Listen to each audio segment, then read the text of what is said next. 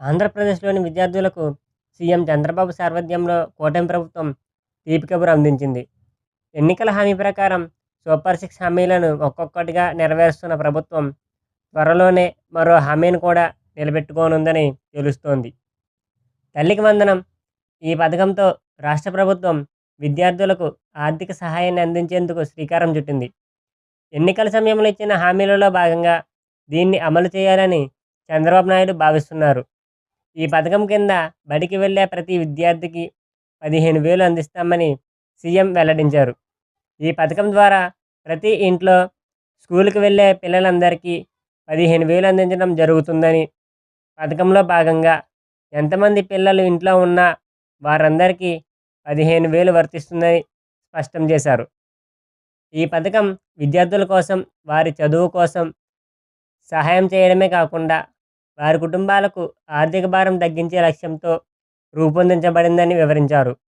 విద్యార్థులు తమ చదువుకు అవసరమైన పుస్తకాలు, మెటీరియల్స్, చదువు సంబంధిత ఖర్చులకు ఉపయోగించుకునేందుకు ఈ డబ్బులు వినియోగించుకోవచ్చని ముఖ్యమంత్రి అన్నారు. ఈ పథకాన్ని వచ్చే విద్యా సంవత్సరం ప్రారంభానికి ముందే అమలు చేయాలని నిర్ణయించారు. ఈ మేరకు మంత్రి నిమ్మల రామానాయుడు ఈ విషయాన్ని తెలిపారు. గతంలో ఆంధ్రప్రదేశ్ ప్రభుత్వం అమ్మఒడి పేరుతో ఒక పథకాన్ని అమలు చేసింది. కానీ ఆ పథకం కింద ఒక విద్యార్థికి మాత్రమే ఆర్థిక సహాయం అందించబడింది. ప్రస్తుతం తల్లికి వందనం పథకంతో విద్యార్థుల అందరికీ 15,000 ఇవ్వాలని నిర్ణయించింది.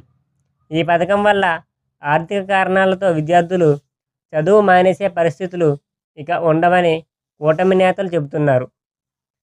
ప్రస్తుతం రాష్ట్రంలో ఇప్పటికే పలు పథకాలు అమలులో ఉన్నాయి.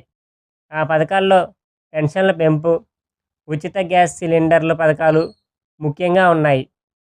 ఈ పథకాలకు ప్రజలకు మరింత సహాయం చేస్తుండగా తల్లికి వందనం పథకం కూడా ఇప్పుడు అమలు కానుందని కూటమి పార్టీ నేతలు వ్యక్తం చేస్తున్నారు. ఇలాంటి మరిన్ని వీడియోస్ కోసం మన ఛానల్ని ఇప్పుడే సబ్స్క్రైబ్ చేసి పక్కనే ఉన్న బెల్ ఐకాన్ క్లిక్ చేయండి.